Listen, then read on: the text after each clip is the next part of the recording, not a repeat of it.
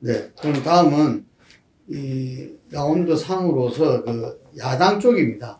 성자의 혼돈이라 이렇게 제목을 잡았는데 이 김종인 비대위원장이 약속대로 4월 8일 날 집으로 감에 따라서 여러 가지 상향이 지금 발생하고 있습니다. 일단 안철수 국민의당이 공언한 대로 이 국민의당 힘과 국민의당의 합당 문제가 있는 거고요. 그 다음에 윤석열 전 총장이 누가 보더라도 지금 대선 후보의 길로 들어선 것 같은데 이 윤석열 후보가 어디로부터 출발할 것이냐, 제3지대 구축으로부터 할 건지, 그것을 하나의 그 정치 세력화까지 나가서 제3지대 정당 창당까지 나갈 건지, 그렇지 않으면은 일정 정도 어떤 힘을 모았다가 국민의힘과의 어떤 입당이라든지 이걸 통해서 거기서 큰 대선 링을 만들 건지 여러 가지 이야기가 나오고 있고, 그 속에서 김종인 비대위원장이 여전히 언론의 주목을 받고 있습니다. 한마디 한마디가. 어떻게 보시고 계십니까?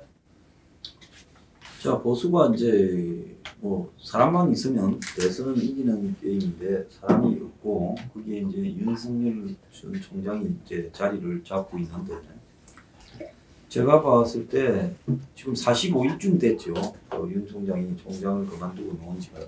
45일간의 메시지를 전달하거나 또 정치를 하는 부분의 형태를 보면, 물론 본인은 제가 볼 때 시간을 일정하게 좀 힐링 타임 이렇게 해서 자신의 그 시기를 조절하는 느낌을 받고 있습니다만은, 조선 뭐 중앙일보를 통해 가지고 뭐 김영석 교수를 만나고 뭐 이철우 교수를 만나고 또 뭐 메시지를 전달하는 부분인데, 그 다음에 또 뭐 척근이라는 사람이 책을 내고 또 본인은 그가 자기한테 허가하지 않았다고 이야기하고, 그 다음에 또 4월 7일 보궐선거를 성범죄에 대한 심판이라고 말하면서 일반 보수 성향을 가지고 정권을 비판한 사람이 가졌던 정권에 대한 심판하고는 또 고차가 있는 발언을 했어요. 그리고 또 문재인 개인에 대해서 복수심이 없다, 감사하게 생각한다, 뭐 검찰 해체나 이런 부분은 문의 뜻이 아니라 강경파에 쌓여있다, 또 검찰총장이 문정권이 무탈하게 끝까지 가는 것이 사명이라고 생각했다, 이런 말을 보면 표는 보수에서 가고 또 문하고 관계도 잘해가려고 하는 모습도 확연하게 보여요. 근데 이런 부분들을 별로 뭐 보수 진영의 언론들이 눈을 띄우니까 따지지를 않아서 그렇지. 근데 저 사람이 정치하는 모습이 지나치게 자기적이고, 제가 봤을 때는 좀 뭐라고 할까, 완전히 그 짠 연극 배우가 하는 듯한 이런 모습들이 보였어요.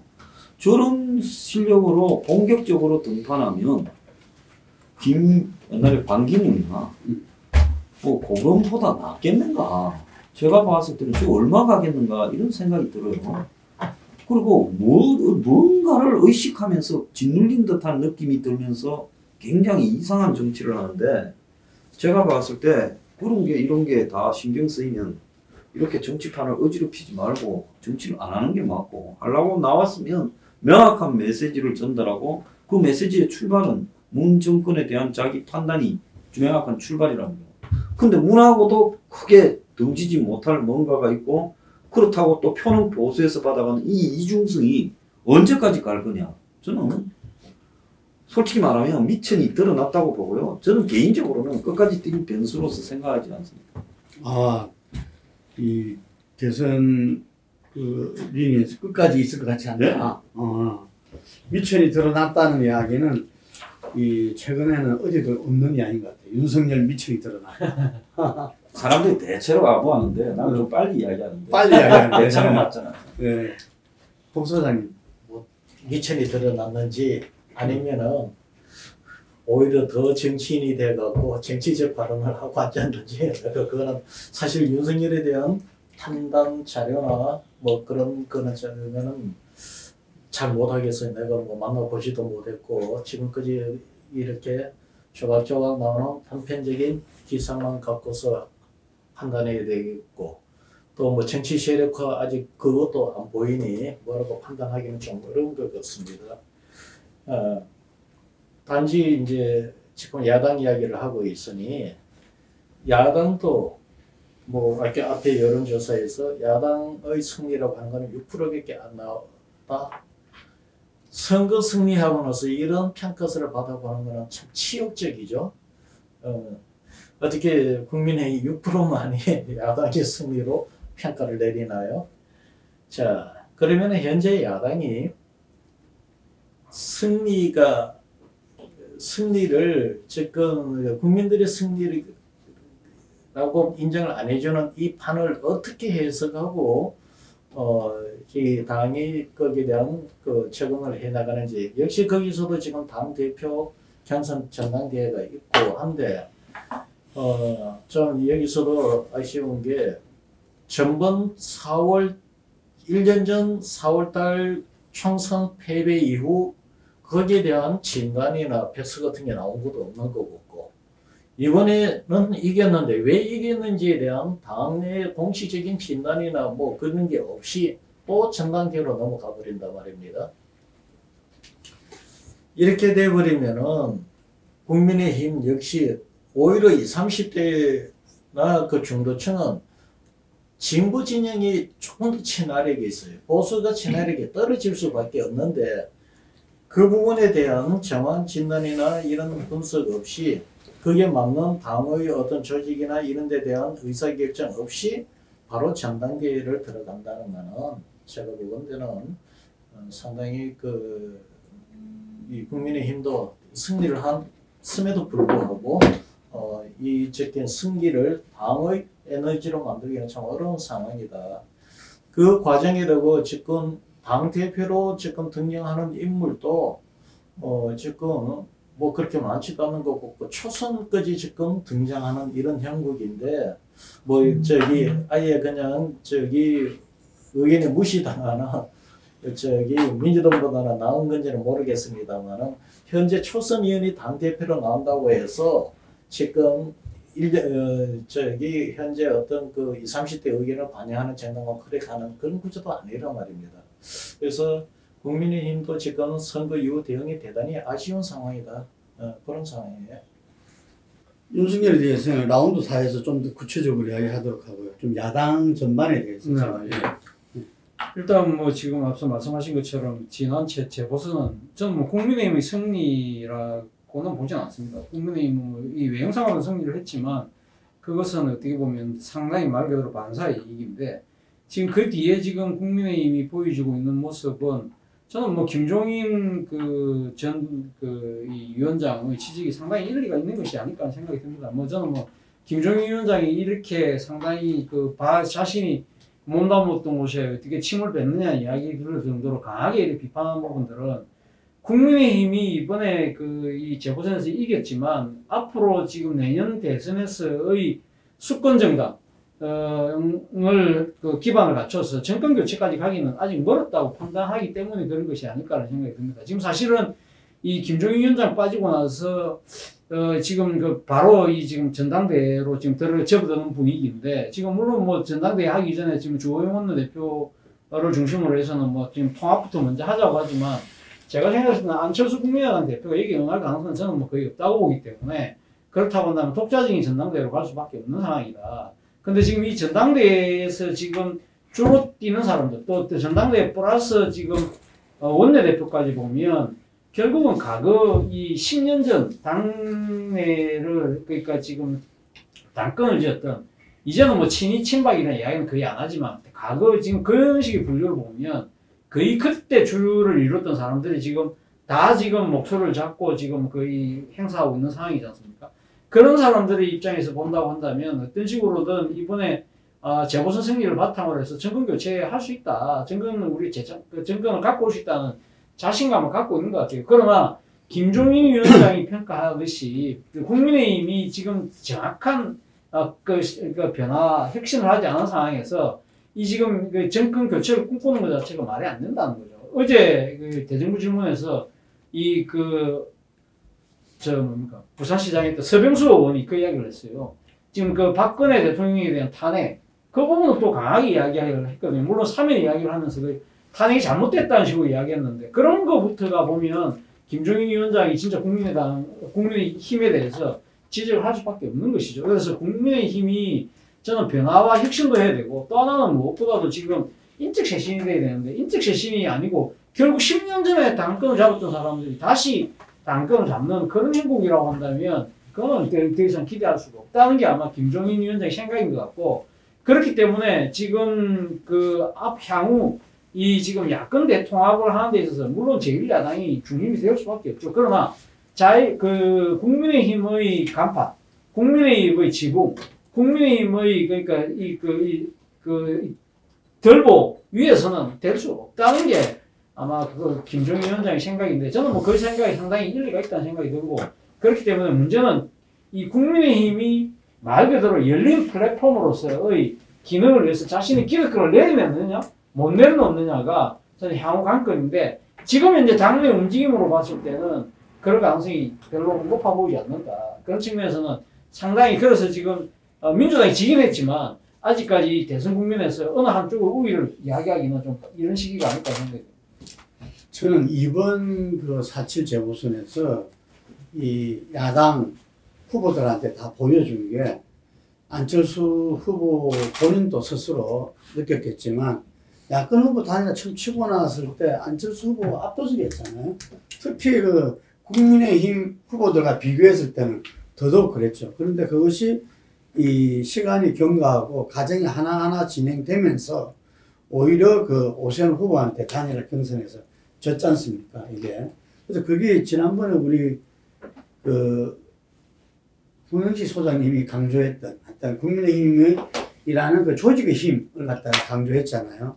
그래서 그런 부분들이 아마 이 아니든 저는 그 윤석열 전 총장이든 국민의힘을 그 대선 후보 단일화 플랫폼으로 이렇게 이 생각을 좀 할 수밖에 없는, 만약에 단일화로 가가지고 그 요새는 그 부음은 예를 들면 윤석열 총장이 다 만들어 놨는데 실제 경선에서는 뒤집어져 버리는 이런 것도 얼마든지 그 이번에 그 체험을 했다 말할 수도 있겠어요. 그래서 이 안철수 그 지금 당대표 쪽에서는 트로이카 체제를 말하더라고요. 이게 지금 현재 국민의힘이라는 플랫폼, 조직을 가진 자금과 조직과 이 국회의원, 정치인들을 가진 어떤 그런 플랫폼과 그다음 안철수라는 또 하나의 국민의 당 대표, 중도에 기반을 둔 이 세력과 그리고 윤석열이라는 또 새로운 주자.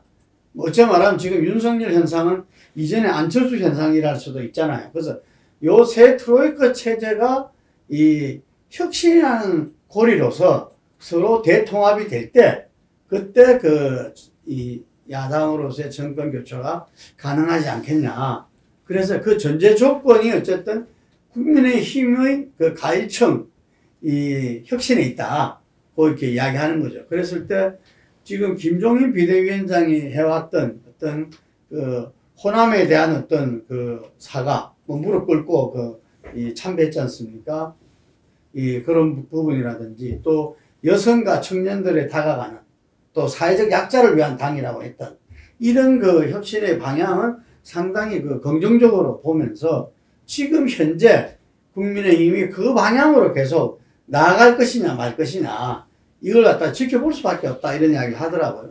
그래서 저는 선전당대회가 될 수밖에 없다. 당대표 전당대회를 뭐 그런 것이 다 연후에 합당을 한다는데 그때까지는 기다릴 수 없을 것이고 아마 통합을 강조하기 위해서 주호영 원내대표도 그렇게 이야기한 것 같고 그래서 제 생각에는 어쨌든 그 국민의힘이 지금 원내대표 뽑고 그 다음에 당대표 뽑는 전당대회를 할 것이고 그 당대표가 그런 혁신의 기치로서 내걸면서 보수 이 통합, 대통합의 어떤 플랫폼으로서 국민의힘의 토양을 다시 한 번 더 이렇게 가는, 이렇게 쇄신하는, 혁신하는 이런 모습을 보이면서 안철수와의 합당, 그리고 이 윤석열 전 총장 같은 경우도 이 제3지대에서 어떤 정치 세력한데 이것이 따로 가겠다는 것이 아니라 저는 그 점에 있어 가지고 김종인 전 비대위원장 생각이 조금은 다른 것 같아요.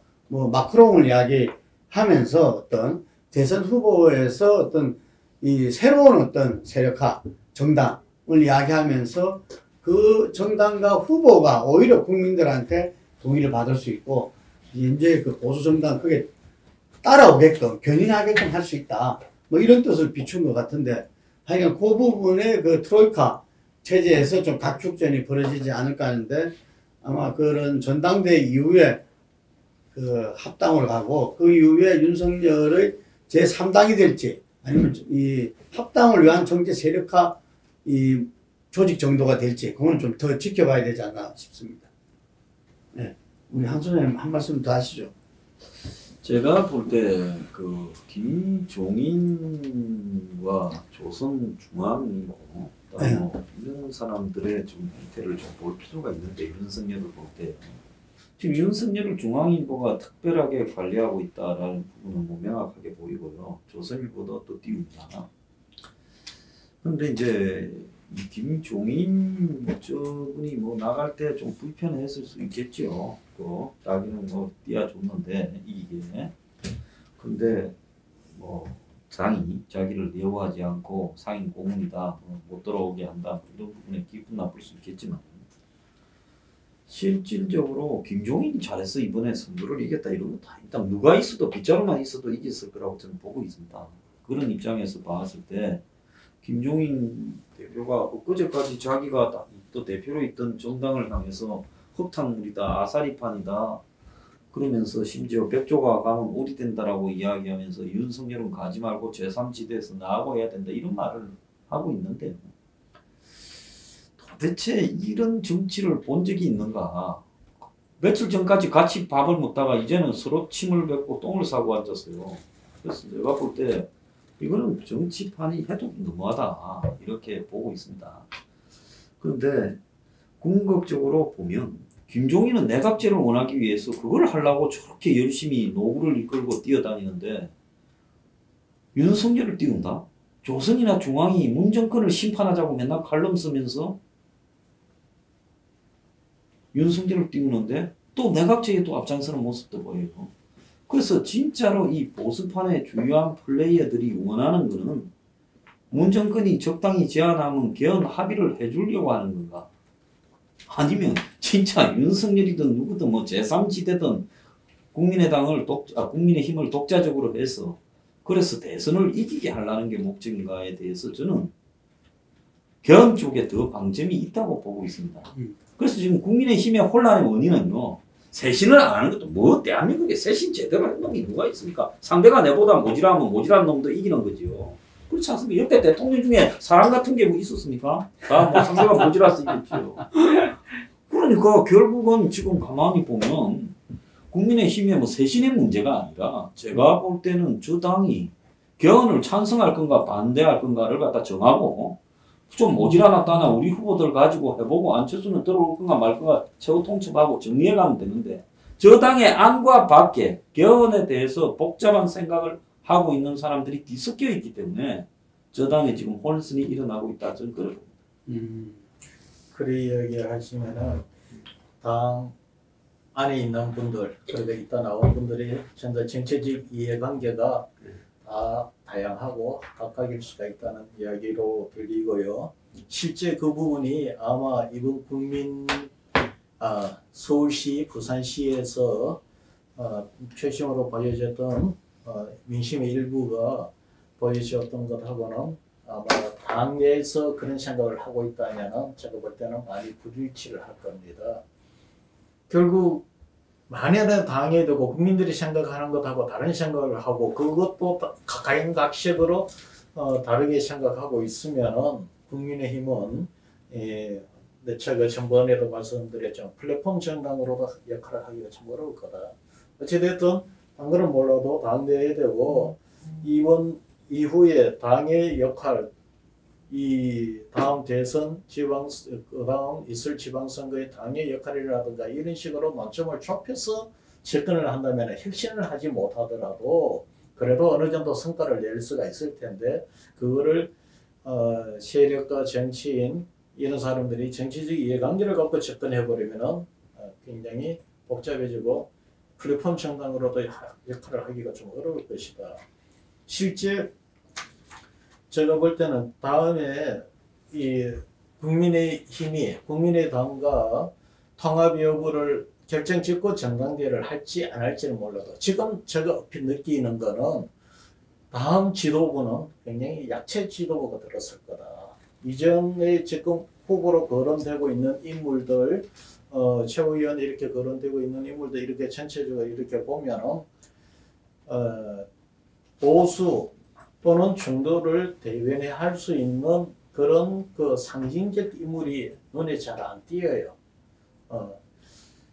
결국 다음에 인물에 의존해서 지도력을 발휘를 하지 못한다면 당의 전망에 대해서만큼이라도 빨리 합의를 하고 내부적으로 조율을 끝내야 될 상황이다. 지금 사실 결정이 될 게 대단히 많이 있습니다.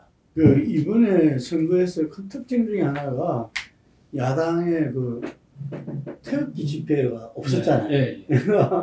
지나고 보니까 그렇습니다. 보니까. 그렇죠. 뭐 지금 물론 코로나 정국이기 때문에 지금 그 극단적인 사람들이 그러니까 이제 야장에 집회하는 것 자체가 제한되기 때문에 그런 영향도 있지만 지난번 총선에서 결국은 국민의힘이 참패를 했을 때 미래통합당이 참패했을 때 그 가장 결정적인 이유가 결국 중도표 스윙보트를 잡아오지 못했기 때문에 졌다. 그런 반성들을 아마 상당히 아마 이 극단적인 보수주의 지지자들도 그런 부분들에 대해서는 우리가 일단 한 템포 쉬어야 되겠다 생각을 이미 하고 있는 것 같아요. 그리고 또 지금 그 김종인 위원장이 중심이 돼서 일종의 당을 이 중도 쪽으로 이렇게 끌고 가는 부분에 대해서는 나름대로 성과를 지금 또 내고 있는 부분이 사실이기 때문에 일단 그분들이 목소리를 지금 낼 수 있는 상황이 아니다. 사실 이번에 당내 경선에서 만약에 나경원 전 의원이 지금 돼서 만약에 이번에 다시 시장까지 되었다고 한다면 아마 또 이거 태극기들의 목소리는 클 수밖에 없었지만 정치는 현실이라는 거예요. 현실적인 측면에서 보면 그런 극단에 계시는 사람들이 지금 이야기하기는 쉽지 않은 상황이다. 그렇다고 한다면 저는 김종인 위원장이 앞서 우리 사회자께서는 결국 김종인 위원장은 그러면 마크롱처럼 진짜 그 윤석열을 내셔서 단기 필마로 갈 것이라고 갈 가능성도 있다고 보지만 저는 결국은 김종인 위원장은 국민의힘이라는 그 정치적 실체를 어떤 식으로 끌고 와서 윤석열의 대권 창출을 위한 그러니까 그 일종의 뭐랄까 자락 깔기 그걸 위한 하나의 저는 뭐 이 포석 깔기라고 저는 생각이 듭니다. 그렇기 때문에 아마 지금 지금 아까 우리 함 소장께서는 개헌 이야기했지만 저는 뭐 개헌 우리가 조금 이따 개헌 다시 이야기하겠지만 저는 지금 상황에서는 개헌 사실상 불가능하다고 좀 보고 있기 때문에 그렇다고 한다면 결국 지금 김종인 위원장의 노림수 자체는 지금 현재 이 야권의 지금 대표성 부르는 후보는 윤석열인데 윤석열을 지금 혼자로 보내기는 쉽지 않은데 그럼 지금 국민의힘하고 결합을 시켜야 되는데 지금 변하지 않는 국민의힘 이 간판 이런 국민의힘의 간판은 달고 오세훈이 성공하는 것과 또 다른 차원의 선거가 되기 때문에 여기에서 국민의힘의 이 완전하게 힘을 빼지 않으면 안 된다. 색깔도 빼야 되고 모든 걸 다 바꿔야 된다. 그래서 아까 이 홍 소장 말씀하신 것처럼 국민의힘은 그냥 말 그대로 정당도 아니고 그냥 플랫폼만 깔아주고 그 위에 윤석열을 앉히는 그런 그림을 그리고 있는 것이 아닐까. 그것이 성공할지 안 할지는 모르겠습니다만 그리고 또 이 부분에 대해서 윤석열이 어떤 생각을 하고 있는지도 모르지만 어쨌든 지금 김종인 위원장의 그런 흔들기가 저는 막 그런 노름수라고 한다면 저는 뭐 상당히 한번 해볼 만한 시도라는 생각은 듭니다. 네.